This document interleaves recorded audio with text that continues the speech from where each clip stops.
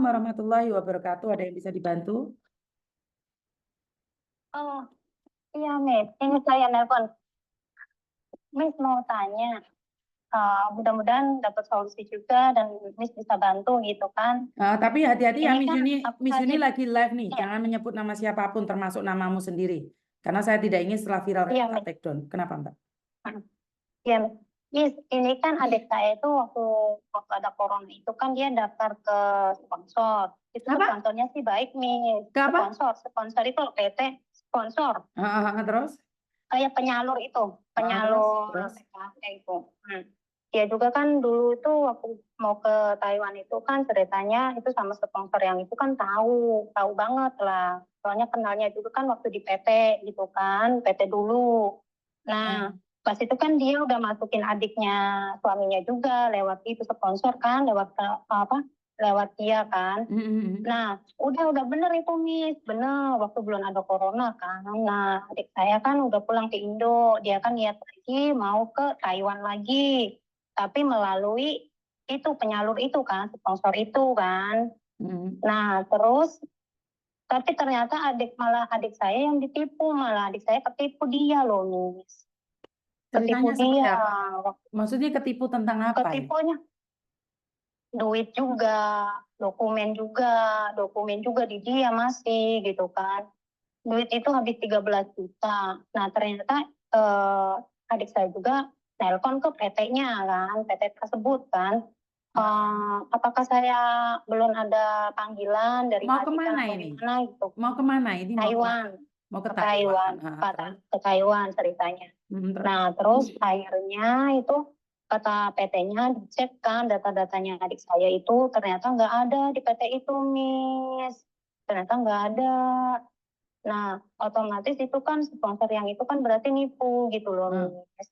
Kayak penyalur itu kan. Padahal dia dulu itu bener loh, Miss. Karena mungkin juga corona waktu itu kan, jadi duit-duitnya itu buat dipakai dia sendiri gitu loh, Miss. Dan sedangkan bukan adik saya aja yang ketipu, Miss. Banyak sampai ada yang 30 juta, katanya ada yang 20, katanya adik saya 13 juta, udah diparanin ke rumahnya. Terus? Udah sama keluarganya juga sama sama saudara-saudaranya, oh bukan Mbak aja yang nyari dia tuh banyak katanya, cuman kita tuh nggak tahu Mbak, dia orangnya tuh pindah sana pindah sini pindah sana pindah sini katanya gitu kan. Nah, terus adik saya ngubungin anaknya Miss, ngubungin anaknya itu si tersangka kan. Nah ngubungin katanya minta minta nomor teleponnya bapaknya Miss, udah dikasih tuh ada infokannya catatannya ada Miss, saya tadi dikirimin kan sama adik saya gitu kan. Nah terus katanya istrinya juga kerja di Hong Kong katanya gitu, ini ada Facebooknya tapi nggak tahu ini masih aktif apa enggak Facebooknya katanya gitu, udah dikirimin Miss. Ntar ini aku mau kirim ke Miss gitu itunya infokannya sama Facebooknya itu istrinya tersangka. Oke. Bisa Nah, dong disambungkan sama adikmu, kan saya nggak tahu sejujurnya iya, cerita. ini aku mau sambungin ke adik. Iya, maksudnya biar jelas ke adik aja gitu loh. Aku bilang, coba deh aku ngomong ke Miss Yuni, mungkin aja bisa bantu. Aku bilang gitu kan. Hmm. Terus kata adik katanya, oh ya udah nggak apa-apa katanya gitu. Coba aja maksudnya kalau duit nggak balik ya nggak apa-apa lah. Aku bilang. Halo, Rin.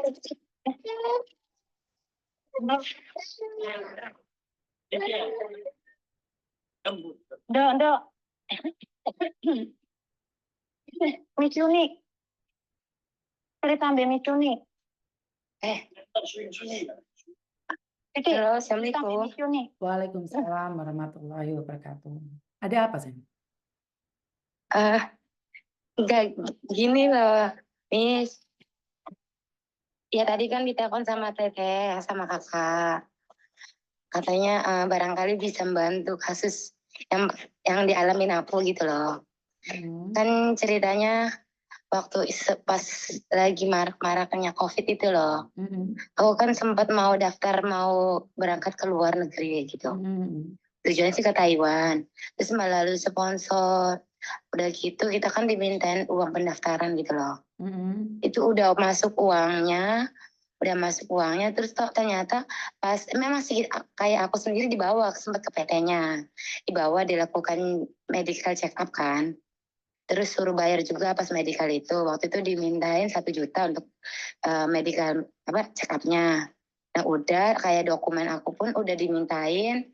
Nah terus sih sempat nunggu udah berapa bulan gitu loh, kok nggak ada jawab-jawaban. Paling dia hanya minta katanya lagi diproses, terus minta uang gitu kan.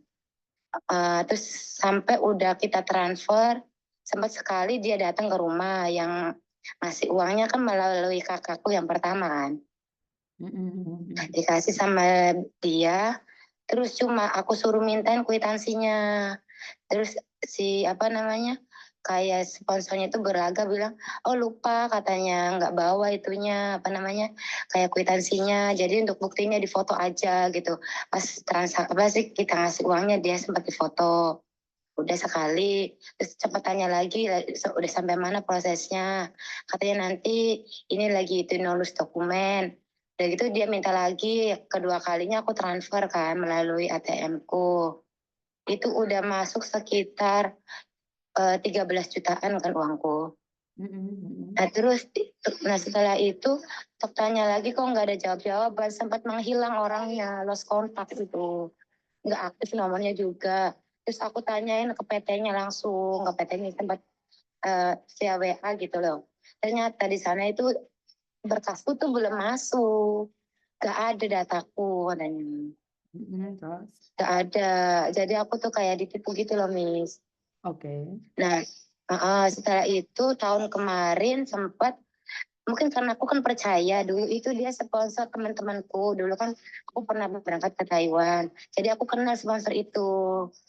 Dia tuh udah sponsor sama sambil apa namanya jadi supirnya di PT gitu loh Miss, supir di PT untuk nganter-nganter kita check up atau kemana gitu, jadi kita kenal kan. Jadi kayak temanku sendiri, nah jadi kayak teman-temanku sendiri kalau ada yang mau berangkat ke Taiwan tuh sempat aku daftarin ke dia. Memang benar, makanya aku sendiri pas ingin daftar ke dia kok malah aku sendiri ditipu sama dia gitu loh Miss. Nah terus sempat waktu tahun kemarin aku ke sana ke rumahnya satu keluarga karena aku ke sana nyari, ternyata dia udah nggak di situ, udah pindah katanya. Terus sempat tanya-tanya sama tetangganya semua, terus sempat juga ketemu sama saudaranya gitu loh, pamannya atau apanya. Ternyata katanya dia tuh jadi buronan. Ternyata bukan saya aja katanya, kamu aja yang ditipu. Banyak yang lainnya pun katanya pada nyariin. Cuman orangnya katanya sih bilang sempat ngechat istrinya lewat Facebook. Cuma sekarang kayaknya nggak tahu, kayaknya udah nggak aktif di Facebooknya. Chatting, dia bilang sih istrinya sekarang lagi ada di Hong Kong istrinya. Sayang, boleh nggak anakmu agak jauh dulu? Taruh ya, orang rumah ya.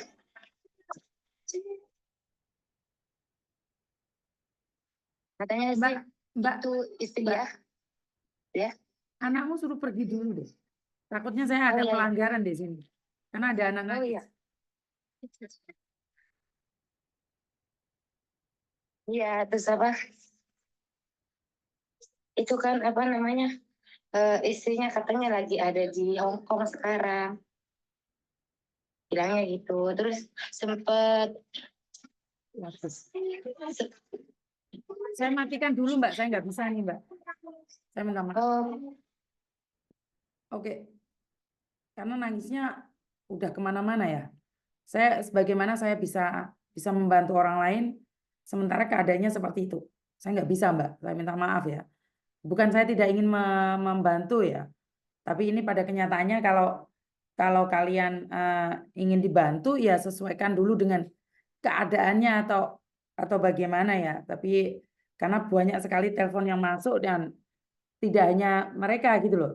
Kan jadi aneh kalau saya membantu orang lain dan yang lainnya juga terganggu.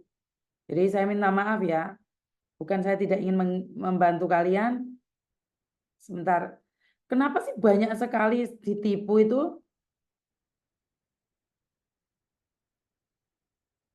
Paham nggak maksud saya? Kenapa sih orang-orang kita banyak sekali yang ditipu itu? Kenapa banyak sekali orang yang ditipu seperti itu? Jadi saya kurang tahu ya bagaimana dan seperti apa kejadiannya.